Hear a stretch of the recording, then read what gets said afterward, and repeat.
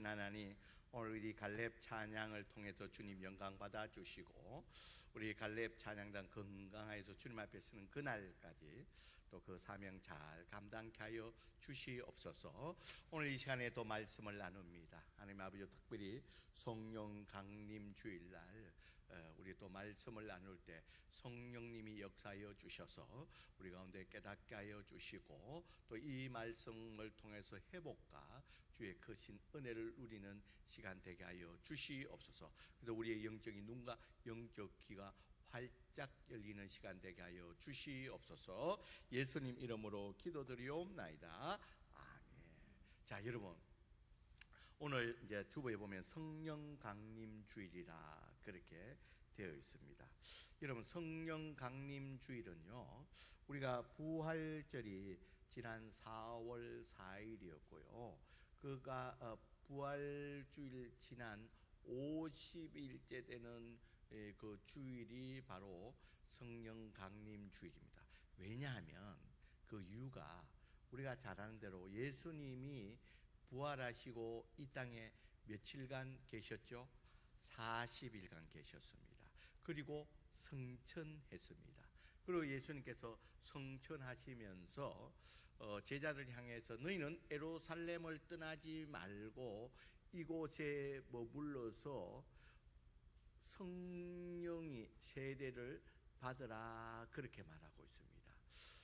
여러분, 왜 예루살렘을 떠나지 말아 했습니까? 이들의 전체적인 대부분의 제자들의 삶의 터전이 그 북쪽에 있는 갈릴리입니다. 그러니까 분명히 예수님 성천하고 나면 갈릴리로 다 갈 것이기 때문에 떠나지 말고 여기에 머물러서 성령이 강림할 때까지 기다렸다가 성령으로 세례를 받으라 그렇게 말씀합니다. 그래서 그 말씀에 따라 성천하시면서 예수님께서 하신 말씀에 따라서 이 제자들이 예루살렘에 머물면서 마가다락방에서 합심하여 기도하는데 10일째 되는 날에 오순절날, 그러니까 부활하시고 50일 되는 이 오순절날에 성령님이 그 마가다락방에 임하게 되게 됩니다.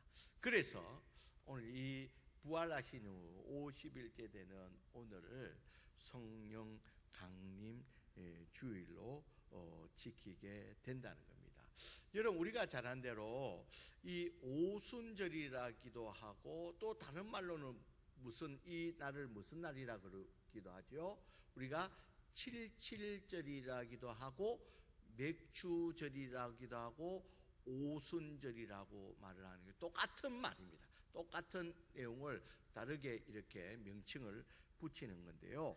먼저 77절이라, 오순절을 77절이라 하는 그 이유는요, 자, 유월절이 있고요. 유월절에 저녁에 어린 양을 잡고 하는 유월절, 그러니까 종교력으로, 유대 종교력으로 1월 14일 날 저녁에 이 양을 잡고 또 그 음식을 먹고 유월절을 지키는 1월 15일 날, 그러니까 유월절을 지키고 그리고 돌아오는 안식일 날 다음이 초실절입니다.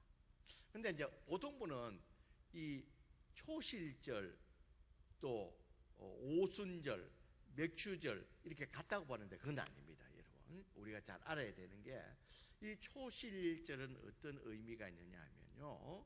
자, 이제 이 초실절 되면 이제 이스라엘 백성들의 주식인 쌀과 보리가 추수하기를 시작한다는 겁니다. 그래서 이 초실절에 되면 첫 거두었던 이 보리를 가지고 와서 이 소제로서 하나님 앞에 제사를 드리게 됩니다. 그래 첫 이삭된 것을 하나님 앞에 보리를 드리게 되는데, 그런 의미에서 이제 맥주절이라고 하는데, 근데 그 3대 절기 가운데 하는 맥주절과는 다릅니다.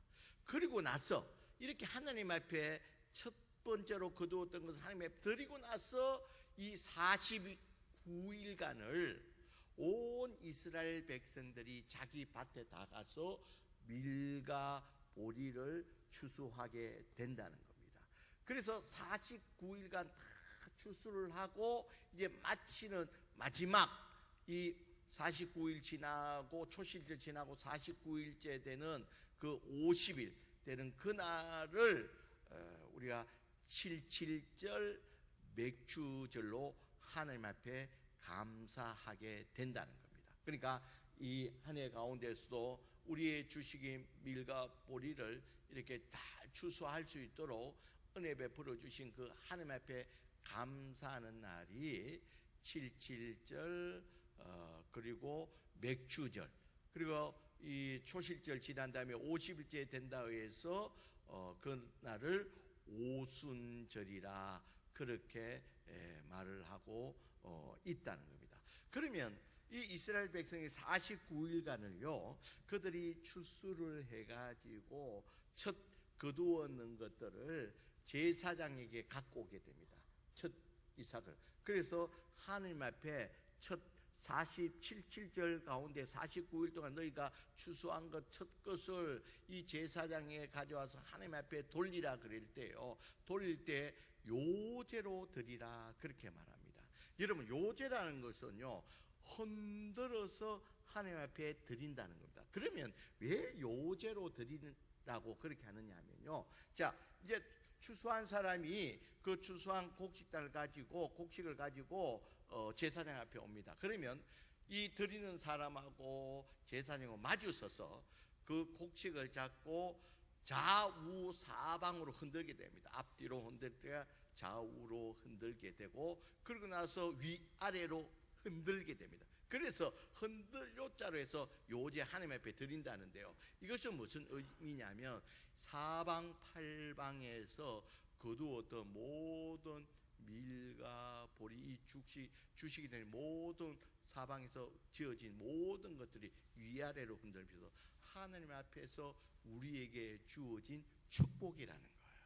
그래서 첫 열매를 가지고 하나님 앞에 나와서 제사장 앞에 서서 제사장과 마주 서서 그것을 잡고서 요제로서 좌우 팔방 흔들고 위아래로 흔들면서 하나님 앞에 감사하는, 그것도 첫 그 이삭을 가지고 그렇게 하나님 앞에 감사할 것을 말하고 있다는 것입니다. 그리고 나서 또 한 가지, 이 오순절에는요, 77절에는 또 다른 의미가 있습니다. 첫 번째 의미는 우리의 모든 곡식을 주신 하나님 앞에 감사하는 의미에서 유월절을 지키고 맥주절을 지키라 했지만요, 또 다르게 이 오순절이라고 이스라엘 백성이 하는 이유는 더 큰 의미를 두는 것은, 자 이스라엘 백성들이 유월절을 통해 가지고 하나님이 어린 양을 통해서 그 재앙을 넘어가게는 이 유월절을 통해서 이스라엘 백성이 출애굽을 하게 됩니다. 애굽에서 구원을 받게 됩니다. 그리고 나서 그들이 출애굽해서 홍해를 건너는 것이 언제냐면 초실절입니다. 여러분, 이 초실절에는요, 좀 전에도 말했지만 첫 열매를 드리는 날입니다. 그래서 여러분, 이 초실절은 유월절이 지난 다음에 주일 지나고 그 다음 날이니까요, 이 초실절이 바로 부활의 의미를 담고 있는 줄 믿습니다. 여러분, 부활의 뭐예요? 첫 열매라 그럽니다.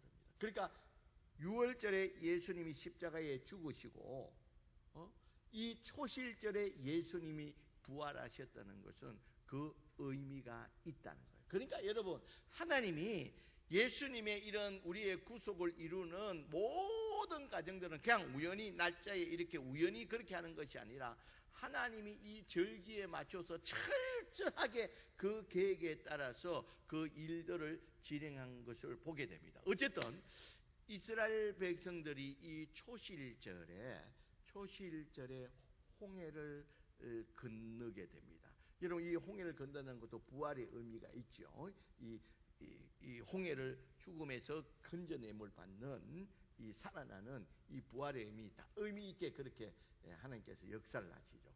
어쨌든 이 출애굽을 하고서 홍해를 건너고 50일째 그들이 어디에 도착하면 시내산에 도착하게 됩니다.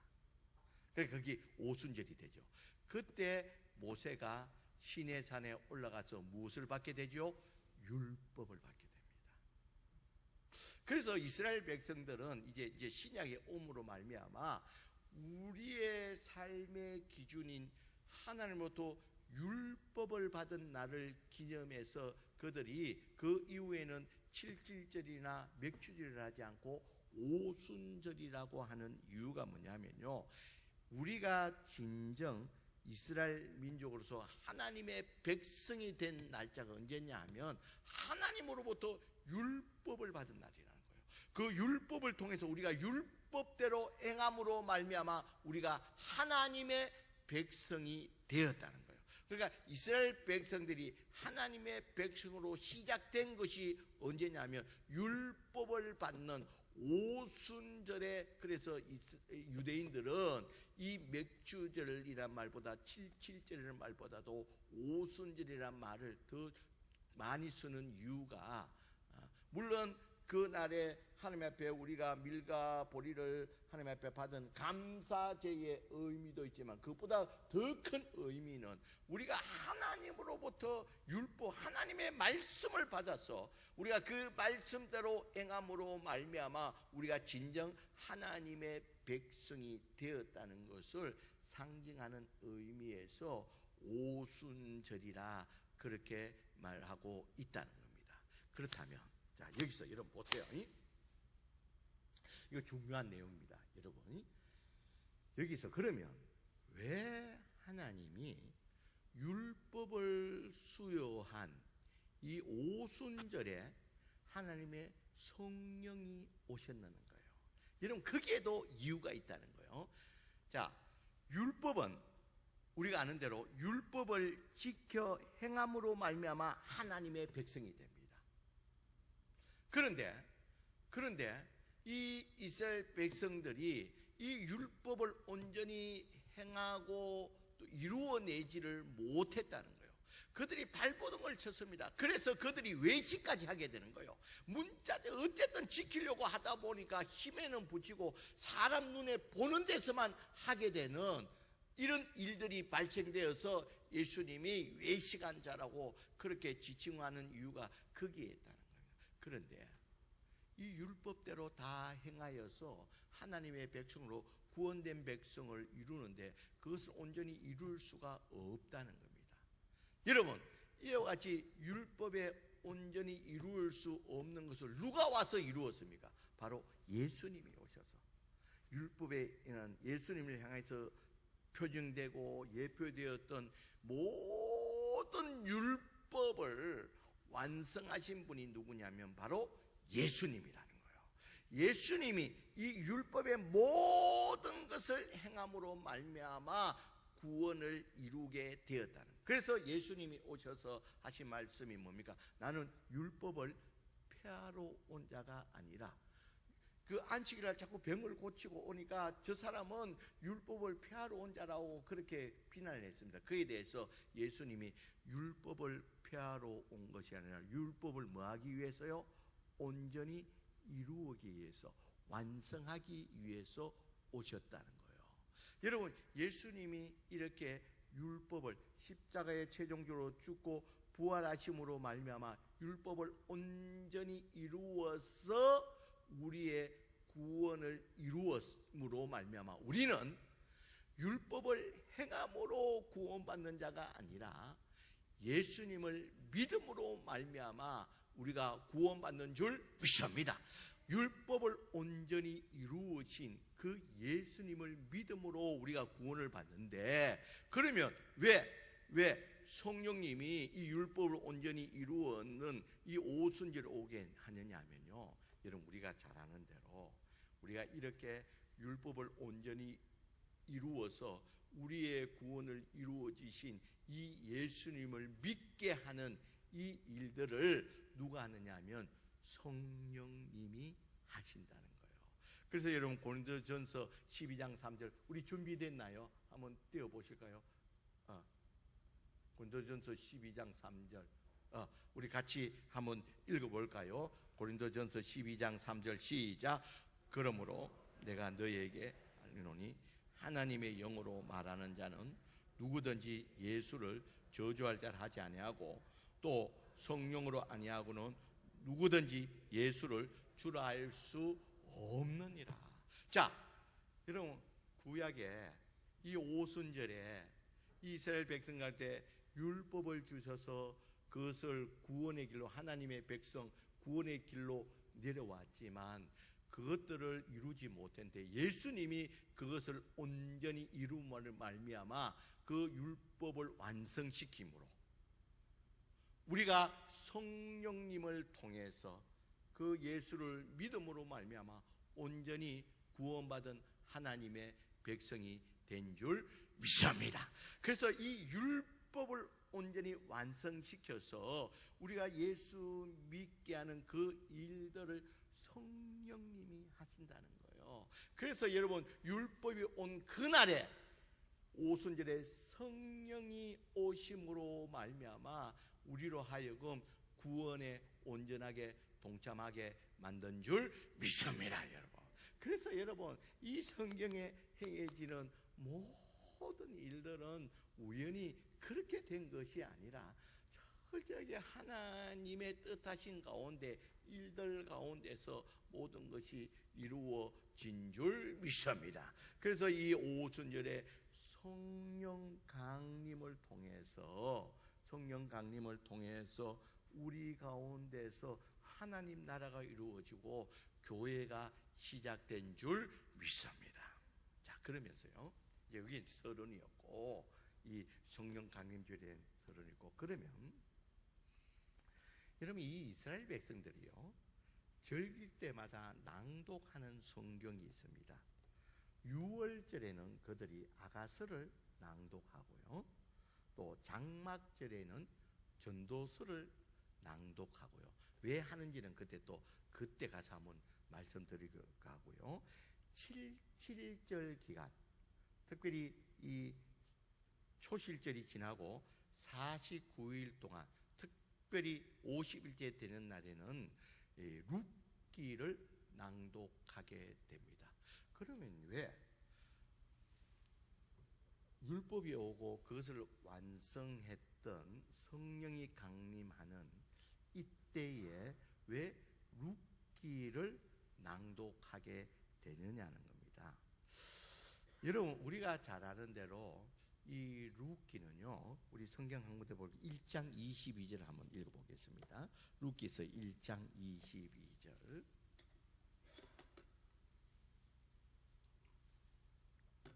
여러분 오늘은 너무 한 번에 많은 정보를 여러분 옆에 드려가지고 여러분 머리가 좀 어찌할 거예요. 근데 잘 집에 가셔서 한번 생각하시면 좋습니다. 룻기서 1장 22절 같이 한번 읽어볼까요? 시작. 나오미가 모압 지방에서 그의 며느리 모압 여인 룻과 함께 돌아왔는데 그들이 보로추수 시작할 때에 베들레헴에 이르렀더라. 자, 이거 우리가 잘 아는 대로 이 베들레헴에 나오미가 있었습니다. 거기는 두 아들이 있었고 남편이 있었는데 그곳에 흉년이 되니까 이 나오미가 자식 둘과 남편을 데리고 어디로 내려가게 됩니까? 모압으로 가게 됩니다. 그러니까 하나님을 떠나게 되는 거예요. 이 하나님을 떠났다가 거기에서 쫄딱망하게 됩니다. 소위 말하는 이 남편 죽고 두 아들 죽고 이와 같이 뭐든지 요새 아이들 말대로 폭망하게 된다는 거예요. 그래서 어쩔 수 없이 다시 이 베들레헴 하나님께로 이렇게 돌아오게 되는데요. 이 돌아올 때에 이제 남은 두 며느리가 있습니다. 이제 각자 너희 친정집으로 다 가라고 했습니다. 그런데 첫째 며느리는 울면서 아쉬우면서 집으로 돌아갔고 둘째 며느리 룻은 어떻게 합니까? 나는 어머니 가는 곳에 끝까지 함께 하겠다는 거예요. 여러분 룻이 이렇게 한 것은 벌써 그 나오미 그 어려운 일을 통해서 이 나오미를 통해서 하나님 여호와의 신앙을 받은 줄 압니다. 다른 이유가 있는 것이 아니라. 그래서 그곳에 가야지만이 이 구원이 이루어지는, 하나님의 백성으로 구원이 이루어지는 것을 알고 내가 끝까지 시어머니한테 따라가겠다는 거예요. 그때 시어머니가 뭐라 그러니까 나를 따라오면 이제 나는 더 이상 자녀가 없다는 거예요. 여러분, 옛날 이 이스라엘 민족의 형수 계수 때 알지요? 형이 죽고 나면 아내를 두고 자식 없이 죽으면 그 동생이 형수와 결혼해서 대를 잇게 하는 그런 일들이 있다. 그런데 나에게는 그런 이제 자식도 없다. 너에게 줄 남편이 없다는 겁니다. 가도 안 된다. 그러니까 돌아가나 함에도 불구하고 이 룻이 끝까지 따라오게 됩니다. 그런데 이 베들레헴에 왔을 때 오늘 성경에 보니까 이 시기가 보리 추수 시작할 때라는 거예요. 여러분, 그래서 첫째로는 그런 의미가 있죠. 요 오순절에 이것을 낭독하는 것이 그 시기가 또 보리 타작할 그 시기이기 때문에 1차적인 이유는 거기에 있다고 볼 수가 있지만 그것보다도 더 중요한 이유가 있다는 거죠. 자, 이렇게 이 룻이 이제 돌아와서, 나오미가 돌아와서 먹고 살 일이 막막합니다. 그러니까 이 룻이 이제 이삭 죽기를 시작합니다. 여러분, 이스라엘 백성들은요, 추수를 할 때 100% 추수하지 않습니다. 10분의 1은 남겨놓습니다. 왜냐하면 이 10분의 1은 나그네나 불쌍한 자들이 먹기 위해서 10분의 1은 남겨놓습니다. 그리고 추수할 때도 하나님 명령합니다. 깨끗하게 추수하지 말아야 합니다. 그냥 그런 추수할 때 한 대로 가지고 되지 또 이삭을 거두기해서 이렇게 가서 이삭을 다 주지 말라는 겁니다. 왜? 이삭은 누구의 몫이라고요? 짐승들이나 똑같이 나그네나 또 이방인이나 또 어려운 자들이 할 수 있도록 그렇게 추수를 하고 지나가는데 또 추수를 거두기 위해서 두 번째로 이렇게 하지 말라는 이유가 거기에 있습니다. 그래서 이 룻이 추수 죽기를 하기 위해서 간 곳이 누구의 밭으로 가게 됩니까? 보아스에 가게 됩니다. 여러분, 그래서 그 룻이 와서, 이방 여인이 와서 이렇게 추수하는 걸 보고서 이 보아스가 종들에게 또 부탁을 합니다. 추수를 너무 알뜰하게 하지 말고 대충 좀 흘려라 그럽니다. 그래서 저 이방 여인이 와서 이 먹기 살기 위해서 하고 있으니까 좀 충분히 이삭 죽기를 할 수 있도록 도와주라, 그렇게 이야기를 합니다. 그리고 나서 많은 이삭을 주어가지고 돌아와서 이 며느리가 나오미 시어머니에게 이야기를 하니까요, 그가 바로 보아스는요 기업 물을 자라는 거예요. 가까운 친척 중에 한 사람이에요. 여러분, 여기서 이제 중요한, 성경 오늘 본문에도 기업 물을 자라 그러는데, 이 기업 물을 자라는 것은요, 친척 가운데서 남편 없이 모든 재산을 다 몰수당하고 죽게 된다는 겁니다. 그러면 가장 가까운 친척이 그 여자를 아내로 맞이하고, 그리고 그 여자가 잃었던, 그 집안에서 잃었던 땅을 다 다시 복원시켜 줘야 된다는 거예요. 이게 바로 기업 물을 자. 기업 물을 자의 원어를 보면요, 우리 예수님에 대한 구세주라는 단어를 쓰고 있다. 기업 물을 자는 구세주죠.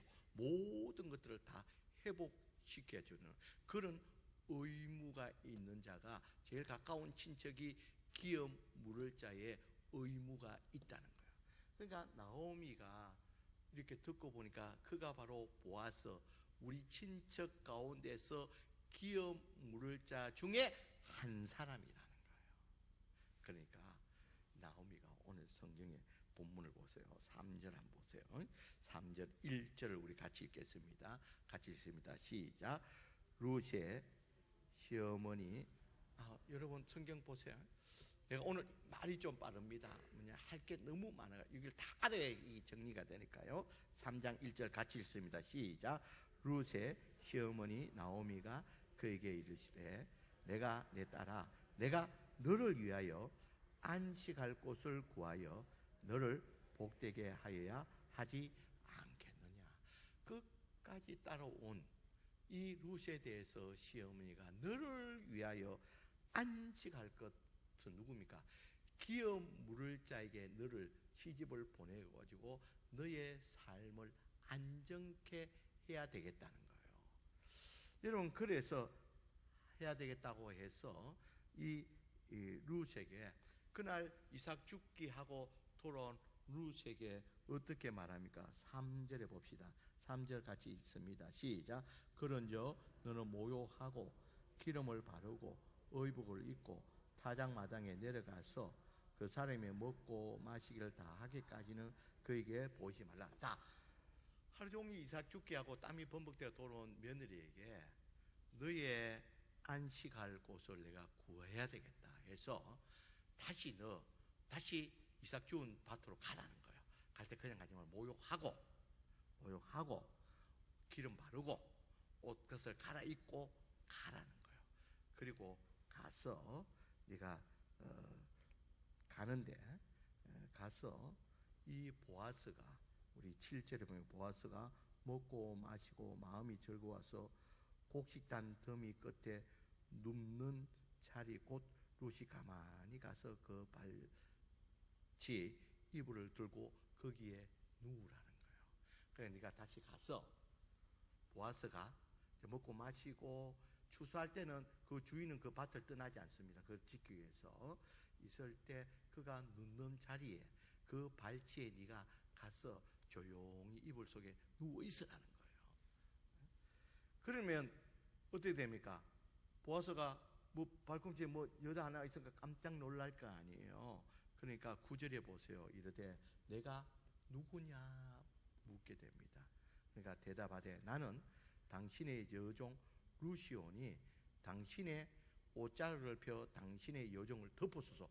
이 말은 무슨 말이냐면 옷자락을 펴서 나를 덮으라는 것은 청혼하자는 거예요.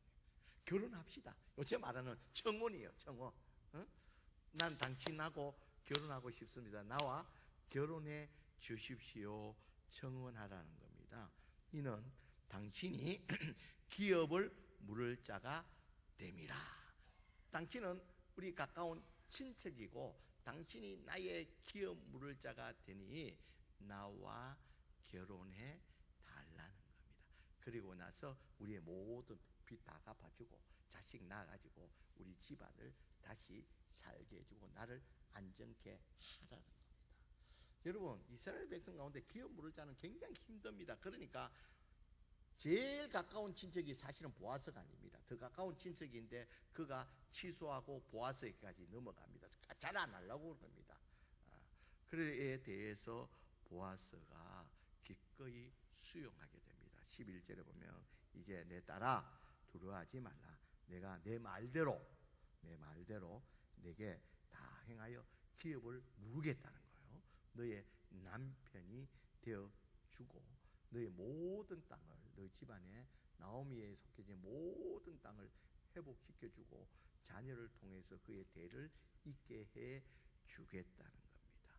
여러분, 이로 말미암아 이 룻이 이 보아스를 통해서 우리가 잘 아는 대로 다윗의 할아버지를 이세 아버지를 낳게 됩니다. 그로 말미암아 그 후손으로서 예수 그리스도가 탄생하게 된다는 거예요. 여러분, 이 일들을 통해서 이 구원의 반열에 이 이방인이었던 이 룻이 이 하나님 나라에 하나님의 백성 구원의 반열에 굳건하게 세워지게 되었다는 겁니다. 그렇다면 왜 그러면 이 오순절날 성령이 임하는 때 왜 이 룻기를 이야기하냐 하면요, 여기서 바로 나오미가 이 구세주 기업 물을 자 보아스 예수님의 모형인 이 보아스에게 나오미가 이방인 되는 구원과 관계없고 망했던 이 룻을 이 보아스에게로 인도해 주는 사람이 누구입니까? 바로 나오미입니다. 이 말은 다시 말해서 이 나오미가 성령님을 상징하고 있다는 거예요. 그러니까 이 나오미를 통해서 신랑 대신 예수님 대신 이 보아스에게 인도해 함으로 말미암아 그들이 결혼함을 통해서 이 룻이 하나님의 백성, 구원받은 백성으로서 세워줄 수 있도록 성령님이 우리가 예수님을 성령이 아니고는 아무도 예수를 할 수 없듯이 이 나오미를 통해서 룻을 이 이방 망할 수밖에 없는 여자를 이 예수님 상징하는 보아스에게 해서 이 신랑 되신 예수님을 만나서 구원받은 백성으로 되기는 이런 의미를 가졌기 때문에 오순절에 성경 무엇을 읽는다고요?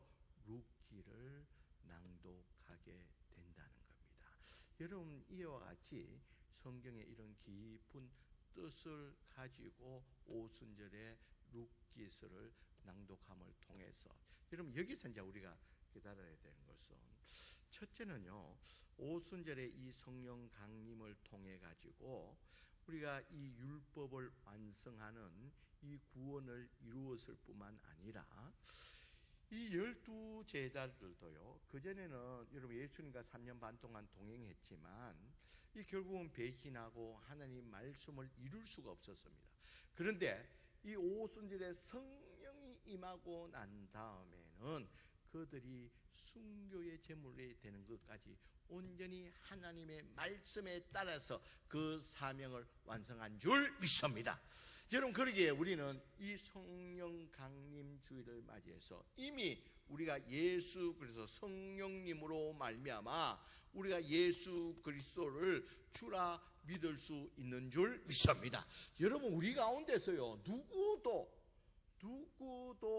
예수님을 주라고 고백할 수 있는 우리의 지식 때문에 그렇게 되는 것이 아닙니다. 여러분 올 새벽에도 모세가 율법을 받고 얼굴이 빛났을 때 수건으로 덮었다고 이야기했죠. 그로 말미암아 이 나중에 신약의 바울이 이 유대인들이 이 율법 속에서도 하나님의 구원의 역사를 볼 수 있는데 수건으로 가리운 같이 그들의 마음이 가리워졌다고 그렇게 말하고 있듯이요. 그렇게 율법을 많이 알고 있는 하나님의 말씀을 많이 알고 있는 이 유대인들도 스기관과 바리새인들도 이 복음을 이 구원의 길을 드러내지 못하고 있음에도 불구하고 우리들은 하나님이 우리를 구원하기 위해서 성령님을 보내주셔서 성령님으로 하여금 우리가 예수 그리스도를 발견하고 이 자리에 하나님의 백성으로서 하나님의 자녀로서 우리를 예배 드리게 하게 해주신 은혜가 우리 가운데 있는 줄 믿습니다. 여러분 우리가 성령이 아니고는 우리가 예수를 믿을 수가 주라 시인할 수가 없다는 겁니다. 또한 이 성령님으로 말미암아 우리가 성령의 오늘 오순절 성령 강림주일을 말해서 성령으로 우리가 충만하게 덧입을 때에 율법의 하나님의 말씀대로 살아갈 수 있는 힘이 생기는 줄 믿습니다. 12제자가 오순절에 성령의 능력을 덧입어서 하나님의 말씀을 이루어서 온전한 하나님의 자녀로 제자로 살아갔듯이 오늘 이 시간에 예배드리는 저와 여러분들도 성령으로 말미암아 우리가 구원받을 뿐만 아니라 우리가 날마다 성령의 은혜를 덧입어서 그 성령님으로 말미암아 하나님 말씀에 순종하면서 하나님의 백성으로서 살아갈 수 있는 저와 여러분들이 되시길 주의 이름으로 간절히 축원드립니다. 기도합시다. 사랑이 많으신 하나님,